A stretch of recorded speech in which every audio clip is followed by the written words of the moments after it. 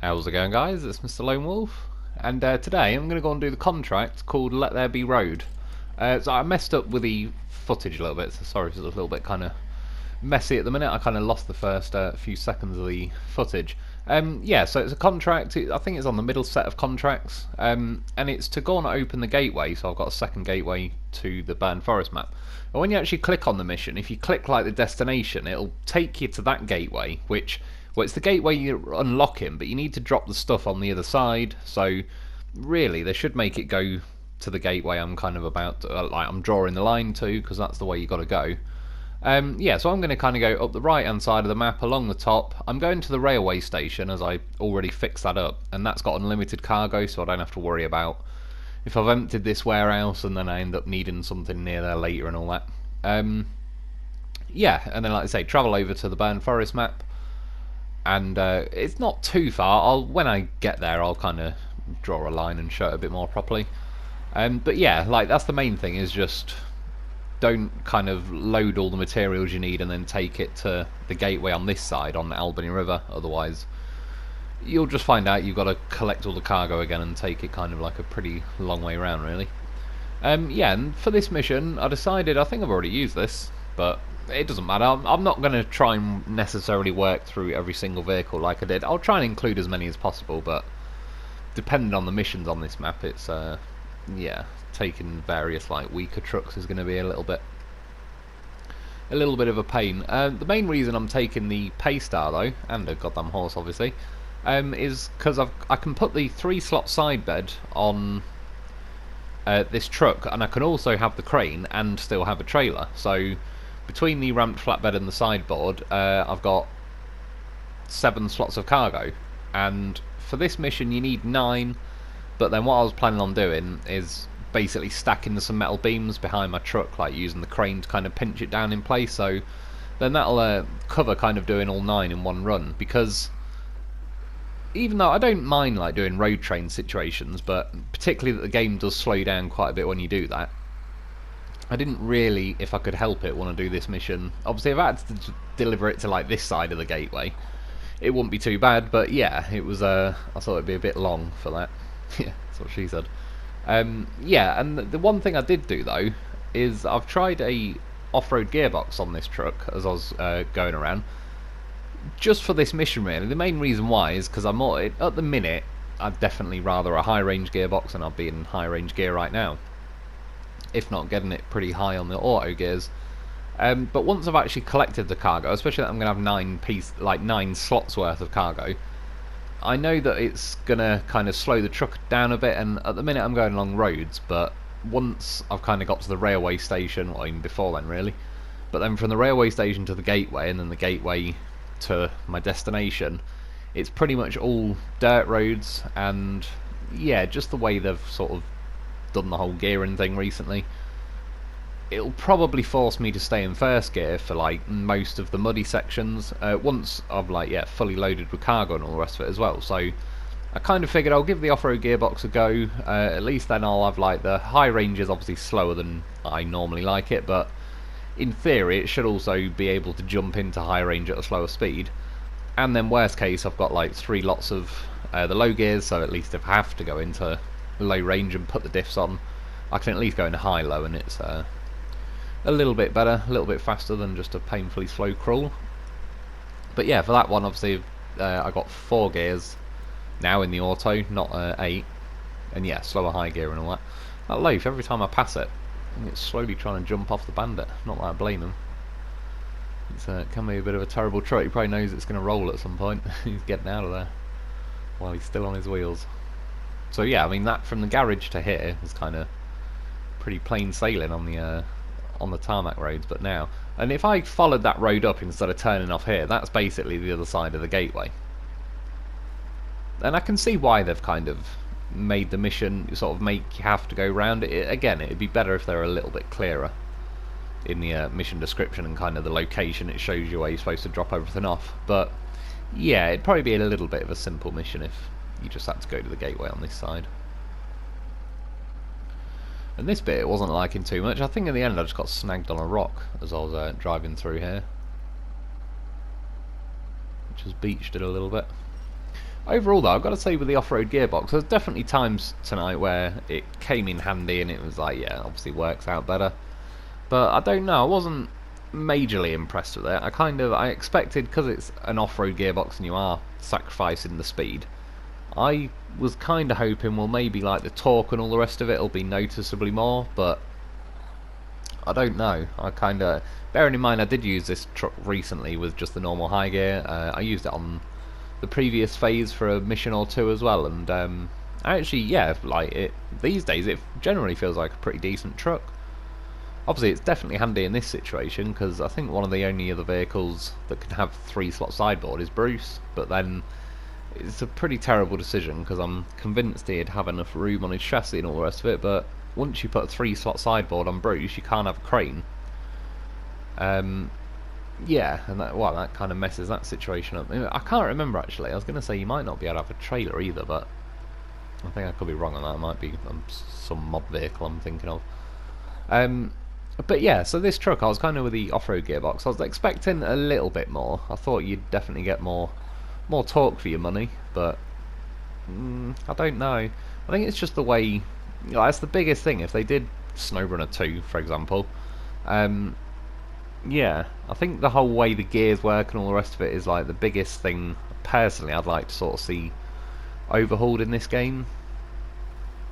Obviously, having like a manual gearbox would be pretty damn cool. And we're definitely not going to be getting that on this game, which I can see why, because it's just the way it's all panned out and the way they've coded it and all the rest of it. But yeah, if I got to choose to nominate something that is kind of top of the list for getting updated and kind of fixed up and tweaked and everything for if and when they do another game, then yeah, I'd have to say it'd just be like the gears, the way the engine revs and how much power it gives you and all the rest of it. It doesn't feel too realistic these days. It feels like it's trying a bit too hard to keep us going slow.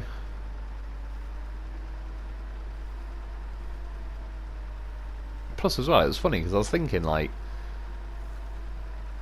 I prefer the high range gearbox, but they clearly lean towards, you kind of think they'd almost want us to be in the off-road gearbox instead, because they seem to kind of want to make everything go slower.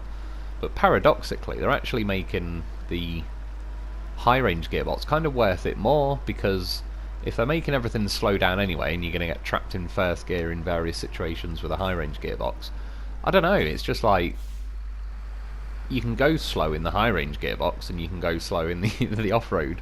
But at least with the high range gearbox, not only have you got the faster high gear, but it just again, I think it's because it's revving higher in the first place. It's actually giving you more of like the torque. It feels like. So yeah, I can't see the only distinct advantage of having like the off-road gearbox is the 3 low range gears really, which are nice, I do admit.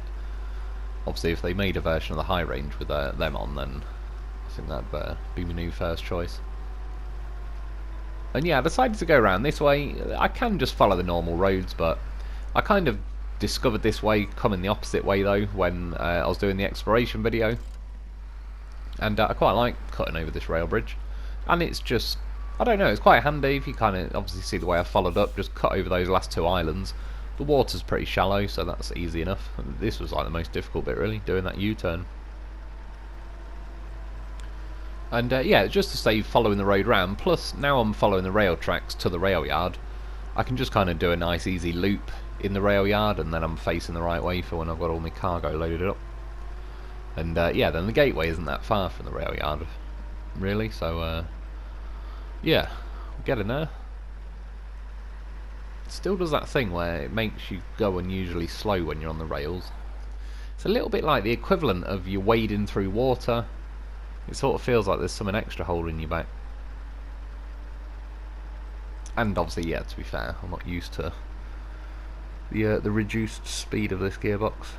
Because this truck drinks quite a lot of fuel as well. It's probably one of the worst in the game. It's probably getting on for competing with the Navistar. And that as well, I noticed like a few times I was up in sort of the high 20s, I think possibly even low 30s. And if this gearbox is going slower, but you're still using that much fuel, that's another reason why the high range can probably be more economical in the long run, because at least you know, if you're going 30 miles an hour instead of 20 miles an hour for the same amount of fuel per hour, you're going to get an extra 10 miles out of it per hour. Yeah, so I kind of smashed through the fence to go round the back way. Yeah, that's what she said. Yeah, come around here, and then, like I say, because I put the fires out at this rail station, and then what was the? Oh yeah, deliver the train tracks, which I did yesterday. Then yeah, you unlock a warehouse here, but it's actually got everything in unlimited supply, which, apart from I think like the wooden planks or whatever, which are going to be at the sawmill on Burn Forest, which we're going to have to unlock and fix up and everything as part of the contracts. Yeah, I don't like one. There's quite a lot of warehouses around that have got limited cargo, which I don't. It's not the end of the world, but one, I don't really like. You know, being like doing all the admin of going through the missions. Like, basically, what I don't want to do is empty a warehouse, and then it turns out kind of in a week or two's time there's a contract that comes up where it's like, oh damn, I should have got the materials from that other warehouse. Now I've not got them here, and I'm gonna have to do a longer video. It's not the longer video part that bothers me, but it'll end up not being like the most sensible, efficient way to do it really, and it's kind of, it could end up making future missions a bit more scruffy. So yeah, and I don't know, there's probably one of them things where now I've got somewhere that I can get unlimited cargo, I kind of like to leave all the other warehouses full. I think it's like, it still stems back, as I've said before, to playing games in the 90s where you could actually use stuff on games and then get to a checkpoint that you've checkmated yourself into, where you now need something but you've already gone past a certain save point, so you can't load it back. And yeah, back in the day that meant you've just got to delete the save and start the whole game again. So not that I'm kind of worried that's going to happen, but I just think I'm generally in the habit of doing that sort of thing, where I like hoarding everything until the end. Well, and then at that point I don't even need it anyway. So yeah, by the time I finish this phase, the chances are most, if not all, the warehouses left are still just going to have all their materials in them. We'll see. We'll see how it goes. I'm not 100%. I'm getting over the OCD a little bit. Like, yeah. But it's literally like, that's, I've said before, back on like Elder Scrolls Oblivion and all that, I just hoard the crap out of everything. Became an expert at the bow and arrow, just so I didn't even have to go near any enemies. I could just hit them with arrows before they could even hit me, which is quite enjoyable. That allowed me to hoard loads more health potions and all that, and not be using them. And then yeah, all my houses ended up being like neatly compiled, like, oh, this house has got all my arrows in it, and it's got like Daedric arrows, silver arrows, all in order of like how fancy they are. And I'd keep at least a certain amount. I'd always round it off to 10, so if I robbed 28 arrows off someone, I could use 8 arrows, and then the 20 I'd go on the stash. And yeah, all kinds of games back in the day. I'd love to, obviously some are long gone now and I'll never be able to get them back, but I'd love to see the, like, what state games are in the last time I played them, just to see how much stuff I've hoarded that I never use. There's so many things, good things as well, in games. You know, where you think, oh, I've got this rare grenade that you don't get to use very often. There's games I've played, I've never even used certain items in the games just because I'm always hoarding it for I don't know. This unknown situation where, yeah, I never want to fence myself into having to like completely wipe a game and restart. And yeah, that's kind of transferred over to this game, so I'll be trying to use the rail yard for kind of as many materials as I can for now. And I think there, yeah, a couple of different times, like the high range, and I think the low ranges might have came in handy for a little bit there. But anyway, we've made it to the gateway. You can see as well, I've still got the goddamn horse with me. I kind of, although I'm going to find any excuse ready to bring him because he is a goddamn professional, but I kind of knew with this Paystar that it drinks so much fuel, I probably would end up needing it, like, legitimately. I have actually got, I can see there in the, so when it pans to the truck, my maintenance trailer that I brought on my way when I explored the map. Technically could have used that, but I mean, I've brought the horse, so I don't mind using, well, I do, to be fair, I do actually try and avoid using the horse's supplies if I can help it, but he's here to do his job. He transferred some fuel over Can always nip him back to the maintenance trailer and he can fill himself back up. Yeah, so the road for this one, I'm not sure which way around there I'm going to go, because there's kind of a big fat rock island in the middle of the road that you can kind of go either way. But yeah, you can see you sort of pop out on the bottom middle of the map and you're basically heading over to the right. But like I say, this route is, I believe, except for this tiny little patch, is all dirt road, so the yeah, high range and low ranges are going to come in a lot more handy. And this is where I kind of figured that if I was in the normal high range, I'd obviously be in high range gear now, absolutely flying down this hill. But getting back up the other side, once it'd kick me out of high gear, I'll kind of be stuck then between first gear auto or just average low range, which is pretty slow to be fair in the high range gearbox. So it started actually absolutely nailing it down with snow again. It snowed yesterday, and then it all started like melting off by last night and that. There were still little patches around, but it was generally sort of raining really more than snowing. And I don't know, 2 or 3 hours ago it was like near enough like it had all gone, apart from like little bits sort of sat behind the hedges and that. And then yeah, went to make a coffee and it was completely white outside. It's hammered it down again. I have to say, that's one thing with snow. It does look ridiculously nice, especially when it's in the middle of snowing as well. Like, settled snow and all the rest of it looks nice as well. But when it's actually in the middle of chucking it down with snow, you definitely can't really beat that view. Especially, like, out my front windows. I have got a road outside, but I actually like the look of that anyway. Even in a country scene, it's kind of, you've got roads. But yeah, other than that, beyond that, I've just got fields that have got sheep and stuff in. I don't know if they're there at the minute, I won't be able to tell, so they're all white. They'll blend in to the field like fucking stealth sheep now. But yeah, fields, hedges, and some big fat trees popping out here, there and everywhere in the hedges. And yeah, it's a pretty bloody nice view. Now at the back, see a few different things, got a railway going past.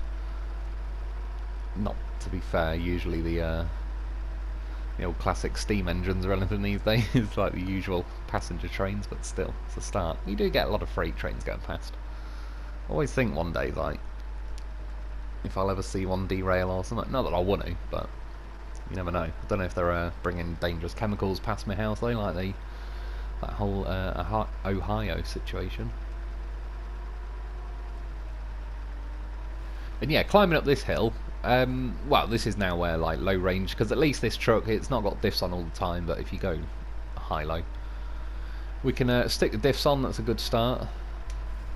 Although there was once or twice, like when I was driving tonight, that I think it was an element of like I was already running out of steam and momentum and power when I was in the high gear, but then by the time I actually dropped it down into the low range and put it in high-low or whatever, the truck kind of just sat there for 5 odd seconds, not really even on flooring it. It was not really doing much of anything, and then I was blipping the throttle a couple of times and eventually it started moving. But yeah, it was a little bit touch and go, and like I said, considering it's the I've selected the off-road gearbox, I really would expect a bit more torque and kind of low end oomph going on if I'm going to sacrifice the top end speed and all the rest of it. Like, I still think in the right situation, which if you've got a bit of a run up and you've got your momentum going, is most situations you can't beat. It's not just the high gear, the speed, but it's the amount of torque it gives you and the fact that you can like blip the throttle. It feels more natural. Every or most other gears kind of just feel like, yeah, they're artificially being blocked, and that's what I don't really like, that because it kind of doesn't make sense to how it would happen in the real world. And yeah, at least with the high gear between as well, that you can technically stall it, which if you run out of momentum and all the rest of it, you're kind of going to stall it in any gear really in real life. So yeah, that kind of makes sense as well. It's sort of just, that's it, it feels more natural. If you're in the right area, you can sort of blip the throttle so you don't have to go flat out in high gear, and then yeah, when you want a bit of power for climbing up hills and that, you floor it, and it's just feels like a lot more, makes a lot more sense in the game. See there, I thought, funny enough, it did a little video glitch there, so that doesn't really matter. See, when you can drive just not on the actual road, use that as a reference point, but churn all the grass up either side.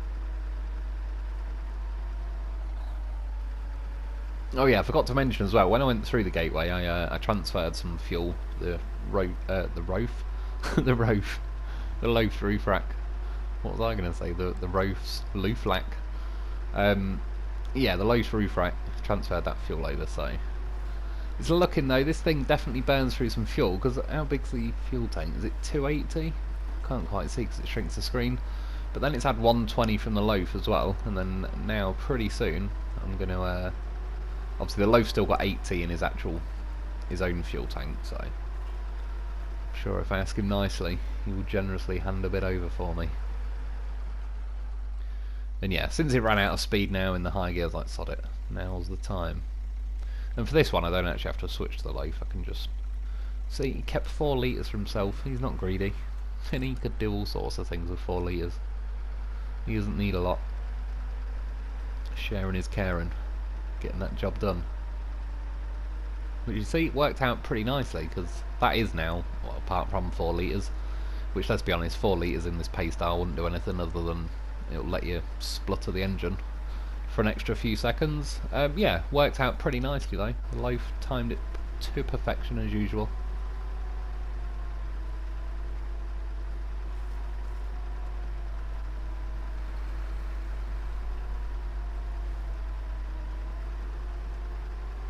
And yeah, thankfully we didn't actually tip over or anything, which is nice because loading, well, 9 lots of cargo, but what was there, 6 separate lots of cargo to load and all the rest of it. Yeah, I'm glad I didn't have to do that because the cranes, I did have the footage in at the rail yard, but I think I was yapping over it.